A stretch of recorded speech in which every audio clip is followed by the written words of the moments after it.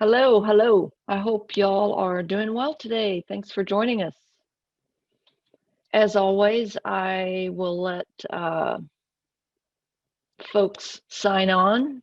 Again, this is going to be a very informal, no presentation, like slide presentation. But again, it will be recorded and you'll have access to it later. It'll be uploaded on our YouTube channel.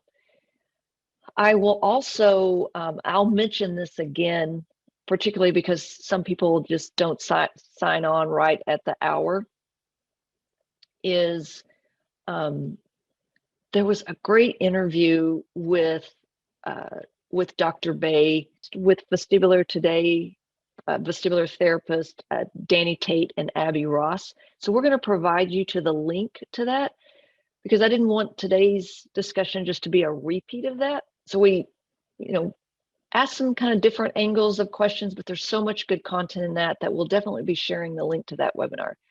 There he is right there. So I'm going to let him in. So he should be joining us any second now. Hello. Yeah. Oh, there we go. Unmute. Oh, there we go. I love your background there. Thank you. Thank you. That's very, very impressive. So welcome, welcome. Sounds like everything's working. This is definitely not new to you. You've kind of been on the road. I saw that great interview you did with vestibular therapist Abby Ross and Danny Tate. And we did so. Yeah, that was really, really good. So I'll be providing the participants links because I don't want them to miss out. There's some good information. Thank you. All right, well, we'll get started. As always, Dr. Beh, it's just such an honor to have you here. Pleasure. Thank you so much. You're super busy, not just seeing patients. We're going to let you talk a little bit about opening your practice later on in today's. So I know there's, being a private practice owner, that's unexplainable, all the work that has to be done.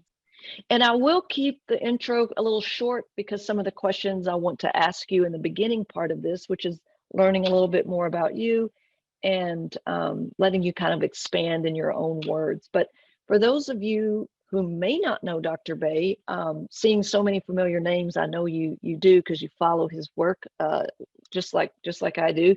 He is founder and director of the Beh Center for Vestibular and Migraine.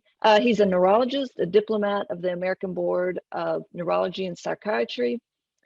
You've helped countless patients. Many of our patients at our clinic in Austin, so thank you for that. Considered a real thought leader in the vestibular space for healthcare providers. And we're just again fortunate to have you here, fortunate to have you on faculty at 360 Neuro Health, participate in our webinars, and you spoke for the Vestibular Disorders Association, for Vestibular Today. Again, it's like you have a road show. You have your own road show. And today we'll talk a little bit about your book, Vestibular Migraine. So you're a neurologist, but even before med school, like what inspired you to become a medical doctor? It was mainly interest. So, I always had this, interest in the natural sciences, biology, chemistry. I sucked at physics.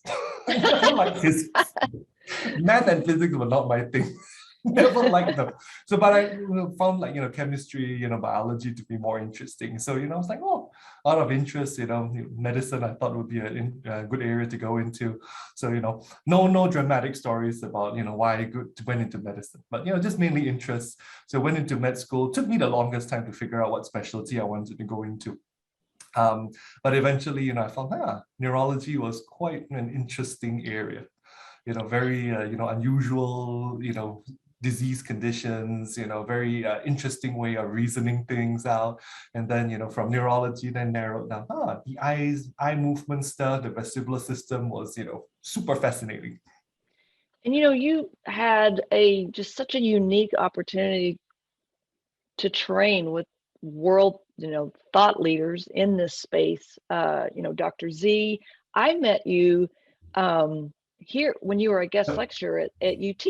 At the Health Science Center, which was I was blown away by your lecture. And I mean, you have to think of how much you've accomplished just in 15 years. I just want to share, like, not only are you a neurologist, you completed fellowships in neuroimmunology, neurotology, neuro-ophthalmology, did a special, a lot around multiple sclerosis. You published, educator, you wrote a great book that we'll talk about, on vestibular migraines. And so for you, how important, obviously it's important to you just to like dive in deep. What's your opinion on kind of the importance of lifelong learning for healthcare providers? It's super important. I always, I think I call myself PGY 11 now. So we keep learning. It's non-stop learning. It's, we have to, I think part of it is, knowing that, we don't know everything. When I first started off in, looking at vestibular disorders, my interest was like, oh my God, it's so, such an elegant little area. If it's downbeat nystagmus, you say, oh, it's the cerebellum. If you see the gaze-evoked nystagmus, it's this. Upbeat nystagmus is the medulla. Beautiful. It's as simple as that. But then, you learn, oh my goodness, it's really not that simple. You could have, different types of nystagmus from so many different things. There's so many different nuances here and there. Then you learn, these little case reports, from time to time. Like, one thing I learned recently, cases of refractory BPPV actually get better with migraine management. So wow. like Dr. Riz and Dr. Teixeira, we're talking about that, and I was like, oh, that is fascinating. So it's always, there are always things to learn, so many new things to learn all the time. And I think, having that curiosity is, really important, I think that ensures the success for many clinicians, for many, healthcare providers. If you have just that curiosity, always wanting to try and learn something new, I think that will, help you succeed.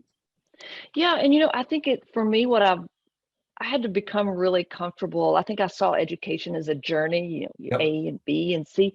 And then I had to become comfortable with the more you know, or the more you think you know, the more you actually don't know. And so the years of experience, I think if it almost makes the interview process easier, or kind of maybe going through an exam faster, but actually knowing what's going on with each patient remains a mystery. So Absolutely, frequent. and you're right. I've when I was with Dr. Z up at Hopkins, the main thing I would come away every clinic session with him is, oh my goodness, I don't know a lot. Although you learn stuff there, and then you realize I really don't know. There's so many things I don't know, and I think that's the beauty of it. If we realize, knowing, I think, to paraphrase what's Rumsfeld, the unknown unknown. Yeah. And the known unknown, right? So if you are, receptive to stuff that you don't know, I think that opens up a lot of areas for us to, learn more, right? So like, example is, with the cephalid device, the external trigeminal stimulation, I was like, at first, I had no confidence that it would help people with vertigo and dizziness. But you know what? We'll try it out and see, right? Let's just see, what happens. And it seemed to help. So I was like, oh, okay. So it does help. So, another thing to help, our dizzy patients. Yeah, and I know that's one of the questions sent in that we'll touch base on. Again, I encourage people to watch the interview you did for Vestibular Today, because you did a great explanation on those devices. So I know there'll be a lot of questions around that. So I thought, so this right here, we'll be letting you know, if you don't know about this book, Dr. Beh has an interesting story that he shares about why he wrote that for patients versus through publications or specific to healthcare providers. But as a healthcare provider who's primarily watching today, this is priceless. This is an amazing book. So thank you for your efforts. We share it with patients. It's an onboarding for new therapists. So thank you. I'm curious. You wrote this book during COVID, in a short amount of time, with so much great information. If you could write a new chapter or add to a chapter since you've written this book, do you have any new thoughts around it? I think one of the areas which I think we need to talk more about is definitely vestibular therapy. Like the role of vestibular therapy in people with vestibular migraine, because it's so nuanced. It's very difficult to capture exactly, you know, you can't make like a single rule that says, everyone with vestibular migraine, this is what you have to do, right? Because everyone is so different. And I think that's where, having an experienced vestibular therapist is so important. You need somebody who can, tailor a program for each patient, because everyone starts off at different level. I do have patients who, they cannot even manage the simplest of, just looking at something and then moving the head around. So, having a good vestibular therapist who can manage that, who can, make a treatment plan to deal with, the so many different scenarios that you can encounter with vestibular migraine, I think is great. So, if I could add something to the book, I would say definitely I want to add more on vestibular therapy. The nuances, different types of exercises. It's hard to recommend a whole set to the patients, but I think having people aware of the importance of vestibular therapy and having a good vestibular therapist working with them is hugely important. Yeah, and I think that's why it becomes so important to understand the anatomy and physiology and how unique each person is, because the research, even for us, is not out there about the perfect sets, the perfect reps, there's no protocol, because as I've say a million times, once you've seen one patient with dizziness, you've seen one patient with dizziness. And so you do have to customize it. And so I think there's just, some important points, like for us, we really want to look at recovery. We do want to know someone's symptoms, but also move away from logging symptoms all the time and be like, well, how quickly did you recover from that? Yep. So it is quite challenging. And I know there's some questions that I'll come back to around therapy. So for you, you've transitioned now into private practice. You've been able to work with some amazing world thought leaders in this space. But do you have any kind of personal aha moments, or really those that stand out to you about where you are today, whether it's from your mentors, from your family, from your friends, from your patients, any of those that come to mind? I think early on, one of the biggest ones was, I realized that when I first started off, I did 50% MS, 50%, dizzy patients. I always thought, you know what, most of my practice is going to be MS. I'm just doing, dizziness, it's a kind of a side thing, right? Little did I know. But over time, I really realized that, the need for a neurologist to see our dizzy patients is huge, much more even compared to our MS population. I mean, the number of patients with vertigo and dizziness, far outnumbers, the MS patients. And, we already have like a lot of very talented MS doctors around, and so, I thought, let me focus more on the dizzy patients.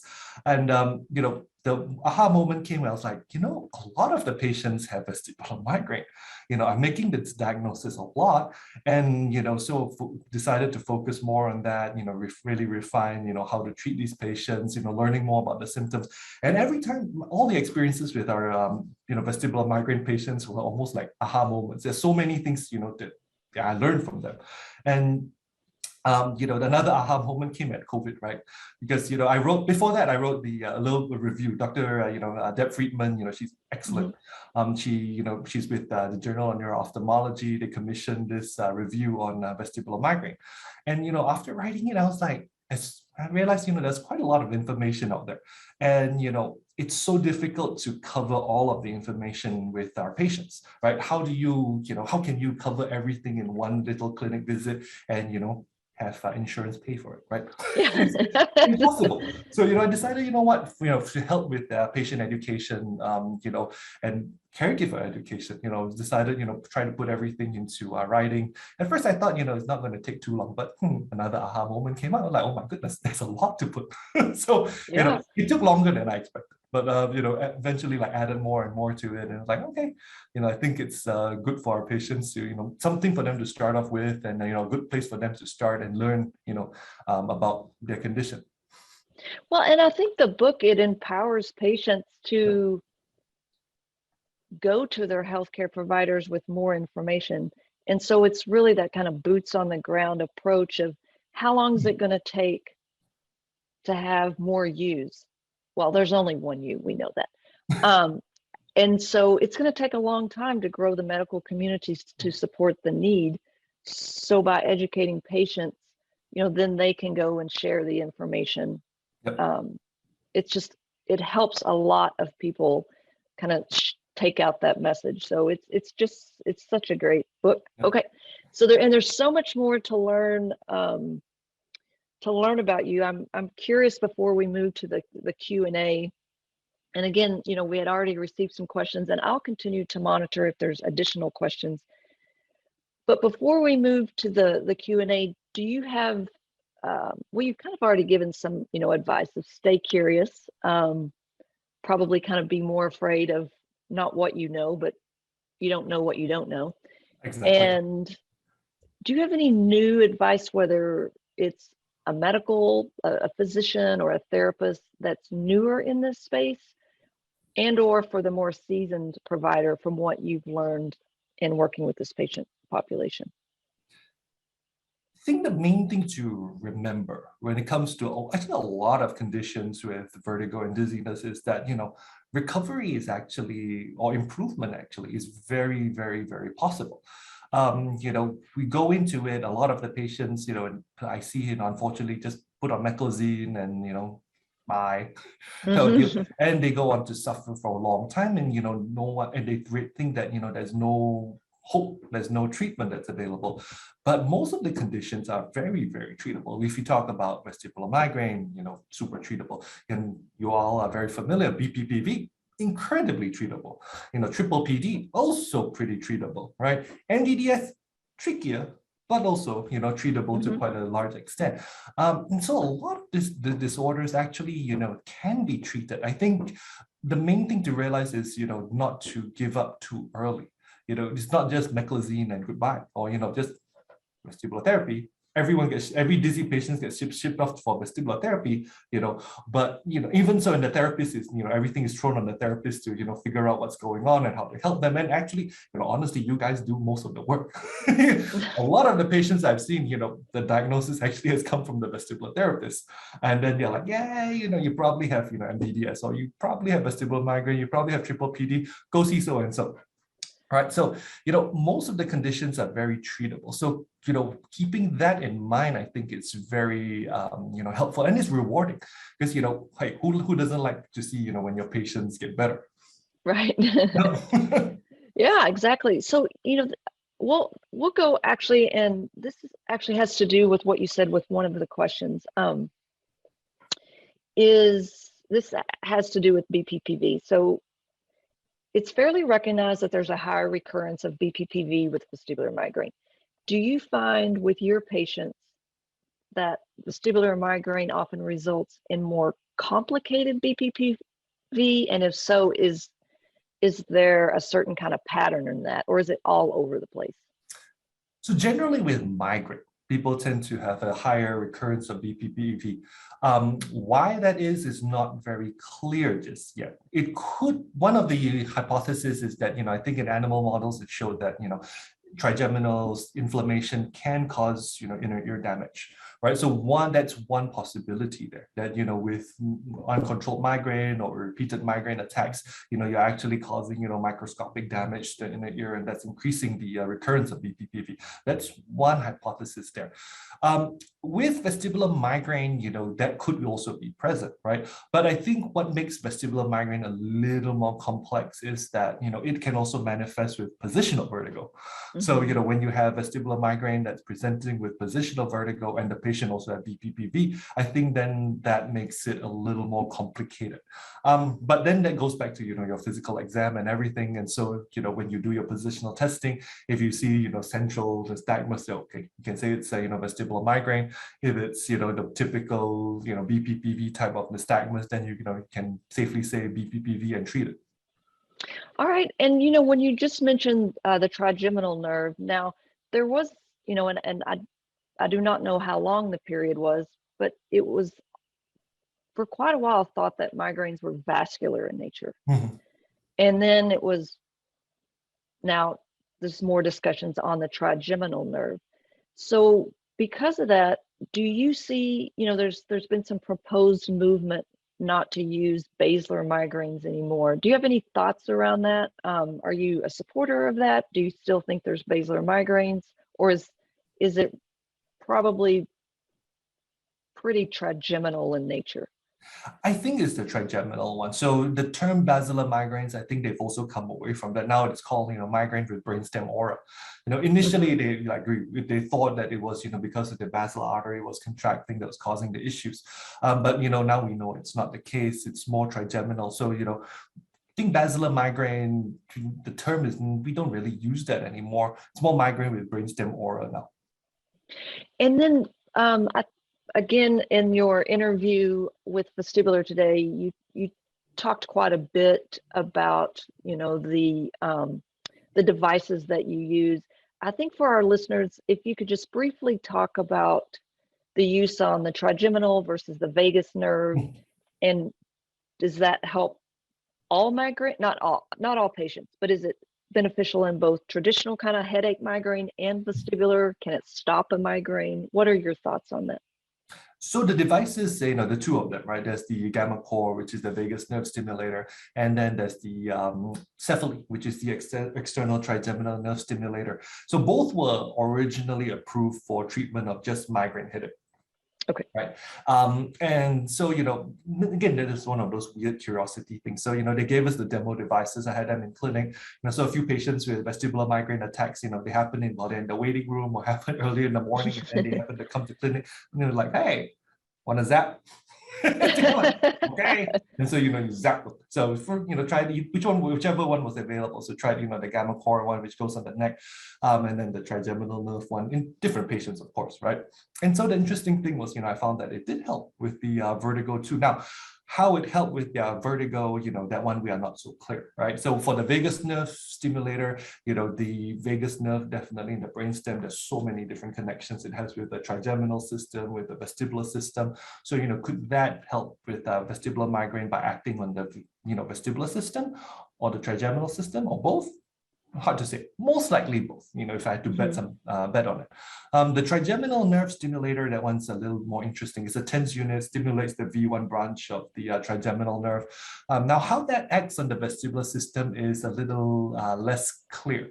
But, Dr. Deloso did fantastic work in the congenital nystagmus patients. So he showed that, stimulating the trigeminal branch can actually alter the patterns of nystagmus. So, we think that's most likely the case. And pathway probably the pathway is, from the nerves that carry proprioceptive signals from the extraocular muscles to the vestibular system. So by stimulating the V1, it seems to help with us also with triple PD, surprisingly enough, right, in my patient population. So I have patients who have, they get triple PD, get really, uncomfortable with certain visual stimuli and everything. And so, they found that, it does help their condition too. So it's not just from migraine, there can be some action on the vestibular system too. Okay. And so, now in talking about, this movement from vascular to trigeminal, and, traditionally it's like, okay, what are your migraine food triggers, which can be very complicated to track and log food. And now there's a little bit more movement of, instead of direct correlation, it's like gut to brain.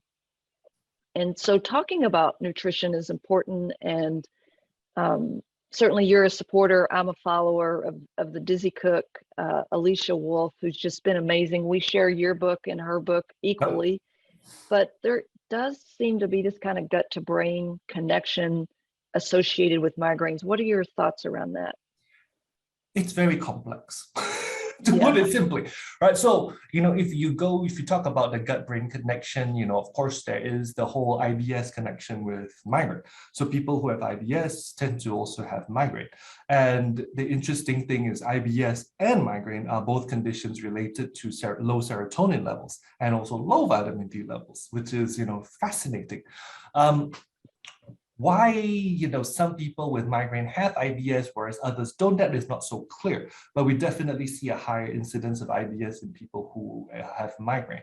Now, when it comes to nutrition, that also becomes very interesting, So if we talk about, could it be like food allergies, could it be other things in the food? And I think the answer is, it's not as simple as that.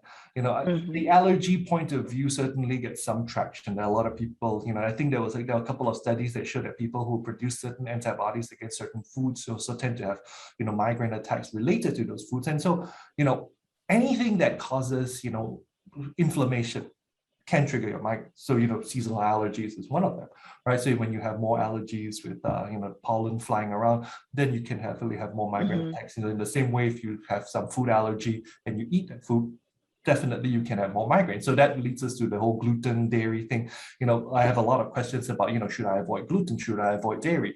And so the question then would be, those are not your typical migraine triggers in that sense, but, if you do have an intolerance to gluten, to dairy, then, eating those things can definitely aggravate your migraine.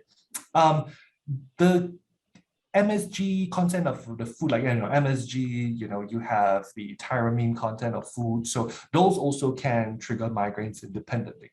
MSG, we think of it more from the glutamate standpoint. It's an excitatory neurotransmitter. So, eating too much of that can potentially cause migraine. And then, tyramine can also do it, so anything that's, highly fermented definitely, has a higher content of tyramine, which also can cause, more migraine attacks. Caffeine, that's an interesting one. So that one plays a very, interesting role. It's in small amounts, caffeine can help with migraine.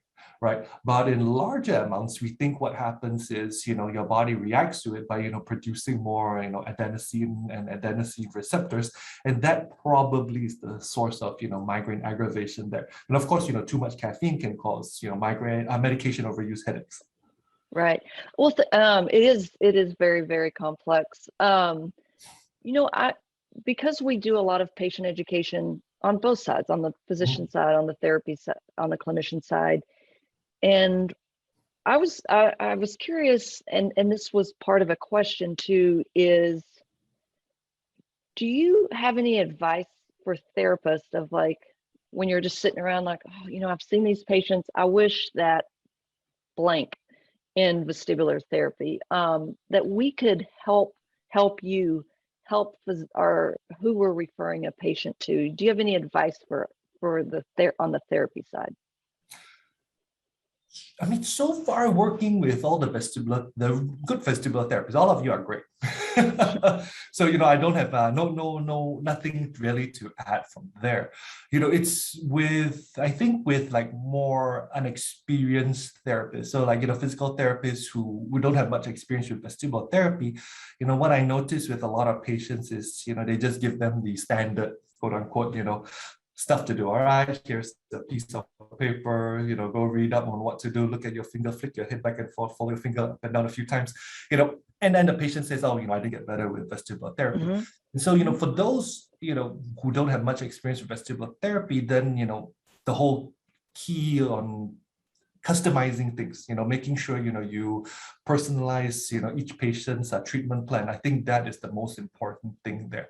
I think another big need, I would say, is neck issues, shoulder issues. So that's, I think, seeing a lot of patients who, have neck problems, dizzy patients, because all of them, because eventually, they try and stiffen up to try and, not move around so much. If we can get somebody who the proper treatment plan for those, or proper therapists who know how to really deal with the neck stuff, I think that also is really helpful. Yeah, it's so important to bridge this gap between ortho and more what we would call on the neuro side. Exactly. And just, I have been afraid of the neck for so long. I mean, it's like I'm a vestibular therapist, but as we began to develop our coursework and work with like Dr. Rich, orthopedic cervicogenic dizziness specialist, she's like, you got to get your hands on people. And now just adding maybe 3 simple tests to an assessment has really helped either add things or say, you know what, I think getting the neck addressed first is better. So to me, it's impossible to separate the ears, the eyes, and the neck. Absolutely. When it comes to dizziness. And I think a lot of patients, I'm so curious to what you find. Again, this is a question from our audience as well, is do you see people improve, not just with manual neck therapy, but also with like acupuncture, dry needling? Have you found that patients benefit from that? Dry needling can work. Acupuncture, unfortunately, that one is because it's a little, less, I would say, stringent, the science behind it. So that one's harder to say. If they do like the dry needling in the neck, that can work. But, like acupuncture, putting like needles in, say the arm and hoping that it helps with dizziness, that one's, I think, a harder way to assess it. But if you talk about like dry needling in the, neck, trigger points, myofascial release, all of that definitely is very helpful. I think trying to combine the two, I think that is the tricky but the very important part. Like I saw a patient earlier today, she actually found that she got better with vestibular therapy, but vestibular therapy caused her neck to get worse. And so she's like, vestibular therapy helps me, but then it makes my neck hurt. So what should I do? I'm like, it's kind of hard. Yeah. Yep. Well, and I think that happens, in vestibular therapy, we're trying to improve eye-head coordination through adapting the VOR. And so now people are moving their head around more, but then they might get a little dizzy. So then their body's like, I don't want to be dizzy. So they stiffen and I really think it's our responsibility when we give an exercise. Are we compromising posture? Are we compromising range of motion? Are we compromising quality of movement? And if we are, this activity that patient may not be ready. Do you have any advice? Like, let's say on the therapy side, we're seeing a patient and they're going in and out of migraines. They don't seem to be stable. Is it just best to say, let's put this on hold and find a physician? How important is stabilizing a patient with migraines to have optimal outcomes in therapy? I won't say so much of stabilizing, but I like to call it like, kind of cooling it down a little bit. So, you're absolutely right. It's people who are in the midst of, let's say, really bad, like a lot of vestibular migraine issues, they can't tolerate the slightest movement. And I think sending them for therapy is just asking for trouble in those situations, because, most of it will just get worse. So those are the patients I think would, really benefit from, medication management first, trying to, get something on board, cool things down. And then, once they can at least tolerate more movement, then that's when, I think vestibular therapy can be a very helpful measure. While everything is, on fire, in the beginning, I think sending for vestibular therapy will just aggravate them. Yeah, and it's interesting. We've been talking with our patients quite a bit. It's mentioned in your book about this kind of elevated sympathetic nervous system response, kind of fight or flight, and some newer research coming out with 3PD and the anterior cingulate, cortex, which is going to help regulate, mood and emotion and actually sequencing of movement. So, do you think that kind of not just meditation and grounding, but kind of mind-body work, do you see that as a critical piece to managing patients with vestibular migraine? Absolutely. Everything, like when it comes to like the mindfulness, that whole, retraining type of thing, I think that's hugely important, especially in people who have had symptoms for a long time and, triple PD, for example, huge need for that. Yep. Triple PD, 3PD, is that pretty prevalent in your patient population? Absolutely. Yeah. So anything that makes people dizzy, anything that gives them vertigo can put them into triple PD. And so, vestibular migraine with repeated attacks of vertigo and dizziness, huge link to triple PD. Most of them, actually, I think more than half of my patients with vestibular migraine have triple PD. Yeah. And do you have to then weigh like migraine management medication as well as like SSRIs? Are you bringing in both of those approaches? Obviously, you have to customize it to the patient. In the majority, controlling the migraine, I think, is key to getting the triple PD better. I always tell my patients, because then they ask me like exactly that, do you treat the triple PD? Do you treat the vestibular migraine? I think the truth, because vestibular migraine is the root of evil. So, you treat the vestibular migraine and the triple PD should get better. There are some in whom, the vestibular migraine comes under really good control, but the triple PD remains. That's the ones, I think, we can try maybe add like an SSRI, SNRI, or, most of the time, vestibular therapy. Yeah. Go see Bridgett. Yeah. And so many other great vestibular therapists out there. Okay, so let's see. I've asked the majority of these questions. I see some questions going. Again, as a reminder, I'm going to give the listeners a link to previous interviews with Dr. Beh, as well as a link to the Dizzy Cook, Alicia Wolf, who's amazing. Which brings me to one last question before I start reading some new questions here. So I have never traditionally been much on social media. And at one of our summits, we were giving away a social media a prize. And I was talking to the winner who posted the most through the summit. And she said, you have to be on Twitter because you get access to all these research articles, these key thought leaders. And I was like, okay, I'll sign up. And then I did, and I became addicted. And then you joined the Dizzy Doc on Twitter.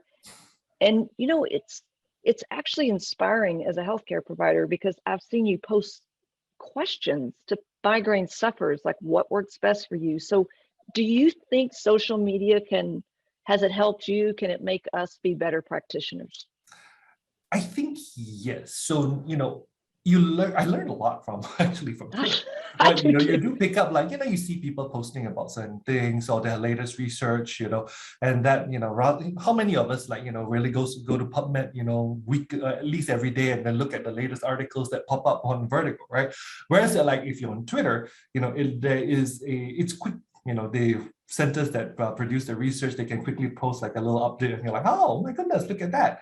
And then you pick it up. And then there are some, Twitter users that, they follow a lot of these research and then the other one, they diligently repost stuff and they're like, hey, great.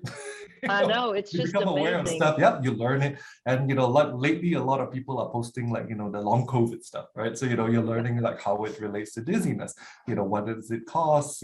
We're still learning so much about it. I've seen, I think, not a lot, but a handful of patients so far who's triple PD, vestibular migraine, and MDD started after they got COVID. I mean, we've definitely seen that in our practice. More complicated BPPV, much higher 3PD, definitely. So we will provide our listeners with your Twitter account, as well as additional information because it is quite amazing to follow you. Okay, so I'm gonna go to some questions here, and wow, there's been a lot. Okay, so, and we'll get through as many as we can here in the next few minutes. So after a vestibular event, someone had been left with pressure in a trochlear nerve, which seems to have been in the form of attacks. My diagnosis is vestibular migraine by Dr. Ballo at UCLA. I've had no migraine characteristics, sensitivity to light or sound, some convergence insufficiency. Well, thank you for the kind words they said about the clinic. So really, I think this is so the question is wondering if there could be primarily a trochlear headache, I guess, versus vestibular migraine. Absolutely. So, I mean, the vestibular event, may just have been a coincidence. If you're not having continuous issues with dizziness, vertigo, with the pain, I can't make the diagnosis of vestibular migraine, right? You definitely have something called trochleodynia. So, it's where the trochlear tendon and then, is. So what you can, that treatment Excellent. I won't do it because, I don't feel comfortable poking a needle into your eye socket, right? But Dr. Deb Friedman, I know she does it. I think some headache specialists can do it too. They can do like a little trochlear block. So they put like a, lidocaine injection right inside there. And so that actually, what you just said is related to a previous question that I realized I missed is, based on the diagnostic criteria of vestibular migraines, the 5 characteristics, one of those is that you have a history of migraines. Are you pretty much a stickler? Current or previous history of migraine? Current or previous. So if someone came in with zero current. So if someone didn't have a history, but currently we're coming in with symptoms, you would still feel this is vestibular migraine related. So I'm not a stickler when it comes to the diagnostic criteria, right? When it comes to treatment, as long as, if we have a fair degree of confidence that we're dealing with migraine related, dizziness, migraine-related vertigo, then we can treat it as migraine. We don't need the diagnostic criteria for that. But let's just say, I think where the diagnostic criteria comes in handy is more for on the research side, right? So, if you want to conduct a research study into people with vestibular migraine, then I think the diagnostic criteria is very helpful there because it gives you a set, so all right, everyone has to, follow these rules before they allow you to study, because you don't want to pull in a whole different bunch of people with different conditions, and then it becomes all jumbled. And it's interesting when you talk about different conditions. We know we do a lot trying to figure out what is this diagnosis, not what's the functional, what may be the underlying medical diagnosis contributing to this. But in doing so, especially I think sometimes with 3PD, do you find that there's also a time to leave your diagnosis at the door? And meaning like, now that we have this, let's not let that diagnosis define you and focus on recovery. Do you find people get trapped in their diagnosis? That can be an issue, yes. There are those that, just focus on their diagnoses and, don't want to, or they get too stressed out by it in the sense. So, they get just so consumed by the diagnosis that it becomes, like a death sentence in a way. They think that, oh, this is the end, this is what I have, it's horrible, woe is me type of deal.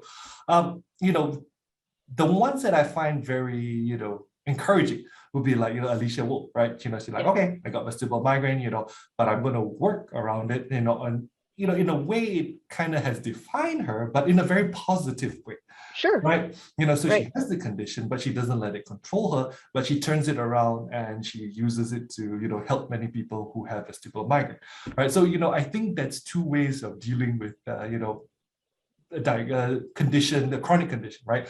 Number 1, you let it just, eat you up. And then number 2 is, you grab it and then you start, fighting it and then using it to, help and educate others with the same condition.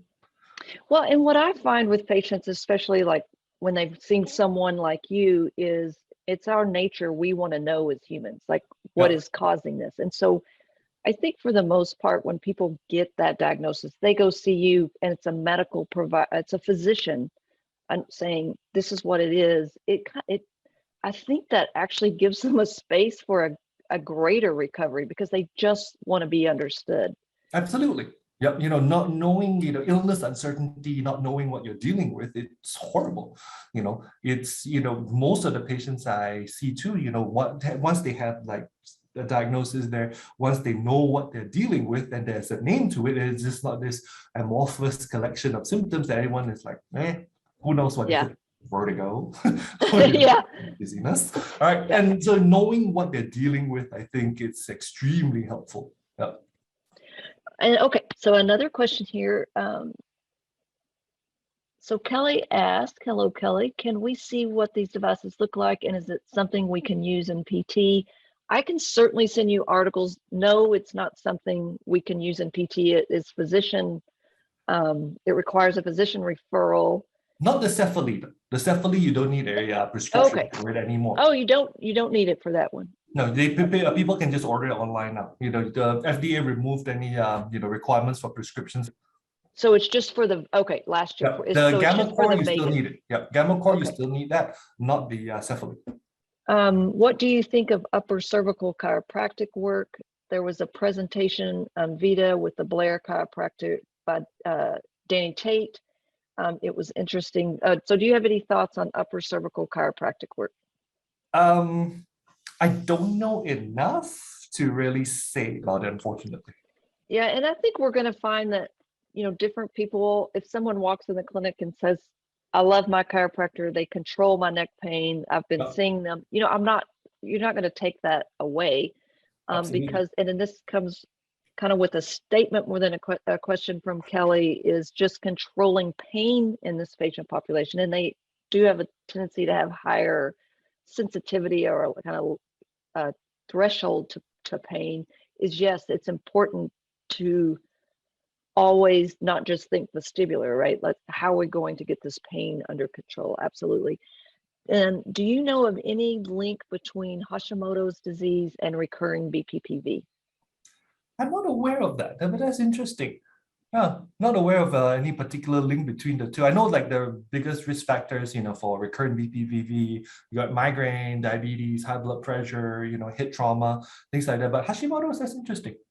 Yeah, sir. I mean, I think we always look for that pattern of autoimmune and high recurrences of dizziness. So I think those do go together. And this question, I think Dr. Beh may have been asked because you already answered it. Are you seeing post-COVID migraines, 3PD, and let's see, I think it just, and what's your treatment approach? So you've actually kind of answered it. If there's anything else you want to add to that. So yeah, absolutely. I think the treatment approach is pretty much the same as with triple PD, with migraine. The only thing I would say that makes it sometimes a bit complicated is when if they tell you that the fatigue part of things, right? So the fatigue, if you don't have like say COVID, migraine, triple PD, all of that also can be associated with some degree of fatigue. But with COVID on board, then you definitely also have to worry about any cardiac complications, pulmonary complications. So I think that just adds a whole layer of complexity to it. Yeah, I think it's definitely, we're going to be learning more and more and more. And then do you see like an increase, Kelly is kind of asking this, when there's an inflammatory response in the body, and whether it's higher recurrences of BPPV, migraine, do you see that correlation? I think it's entirely possible, for sure. And you get more inflammation, like with the whole migraine thing, right? With more migraine attacks, could there be more inflammation in your inner ear that's driving, the recurrence or refractory BPPV? Other inflammatory conditions definitely could potentially do that. I'm not aware, off the top of my head, I'm not aware of any like specific studies that would, show like say, with MS or rheumatoid arthritis, lupus, that shows that, you do get recurrent BPPV. And, I think we all know that, you're not only a key thought leader, but you're a key thought leader in a small pond. There's not a lot of views out there. But you are able to do assessments via telehealth, correct? Like if we had listeners in other states, other areas, their patients couldn't get to you, is it possible that they could share your information? We could share your information with them, and their patients could potentially set up a telehealth visit? Yeah, absolutely. So, open to telemedicine visits, I like in person, but then, I realized like with COVID, with, other people from other states, I'm always open to telemedicine appointments. Yeah, and you actually, again, going back to the Vestibular Today interview, you talked about the impact COVID has really brought telemedicine to the forefront. And what you were saying in that interview is it's pretty easy to assess. Most people have had their tests. The subject of intake is so important, which you can do online. You can prescribe most medications fairly easy, but really where it gets difficult is recommending more tests or therapy across state lines. Correct. So if you're going to order, like certain tests, MRIs, for example, you can't. You still need like their local physicians to help with that. Yep. Yeah, and I just cannot reiterate enough, especially to the clinicians on this joining us on this webinar, is even though we may think our patients have vestibular migraines, I mean, I certainly know we've missed it for years, like atypical Meniere's, that was probably vestibular migraine. There is something about patients hearing it from a physician that really allows them to like focus, I think, oftentimes a little bit more on their recovery. I think they value us as therapists, but when they get that physician support, so, you know, we've referred a lot of our patients to Dr. Beh, not that someone locally couldn't manage them, it's just that they want to, when someone can really support that patient and listen to that patient like Dr. Beh does, it just so makes a difference in their recovery. Teamwork is again. hugely important. I think, with working with experienced therapists too is hugely important. I cannot, tell you how much easier you make my life sometimes. a good vestibular therapist on board to help, because sometimes, medications are not the only thing, or if they have intolerance to 20 different medications that I've tried, then, having an experienced vestibular therapist to help, I tell you, amazing. Well, thank you. I think it's just a huge opportunity for a collaborative effort, because I think the beauty about therapists typically get paid based on the time they spend with a patient, and we get to spend time. And so it's really important to share what you're hearing from your patients back to the physician, because you get to be a sounding board for, otherwise they don't know. They don't, and patients are going to be like, well, this medicine didn't work. Well, you've been taking it for 10 days. But if they hate the medicine and they may not be calling the doctor, it's our responsibility. So it's just such a collaborative, not just a collaborative opportunity. We're so lucky, so lucky. Yeah. Right. Oh, the cold water question. I see the cold water question. I think that's very interesting. So that goes to your vagus nerve. Okay, so okay, here it is. That one has this issue with, that one also has some scientific basis. That one more, vagus nerve stimulation. Yeah, because it is, cold water. I feel better if I swim in the cold Pacific or take a cold shower. Vagus nerve. Yeah. And some people have a lot of symptoms when they take a hot shower. Yeah, they're like, it's actually a big problem with people who have migraine. Yeah, it's multiple neurological things. MS is the famous one. Heat worsens MS. Okay, well, we have wrapped up this hour. It has, as always, been a pleasure. Thank you, Dr. Beh. Thank you to our listeners. This is recorded, and so you'll have future access to it. We'll provide you the links to Dr. Beh, to the Dizzy Cook, to Vestibular Today's interviews with Dr. Beh, and also his book. So thank you so much. And thank you for having me. Always a pleasure. Can't wait to see you again. Yep, soon. Soon. Yes. All right. All right. Take care. Bye. Thanks, everyone. Bye.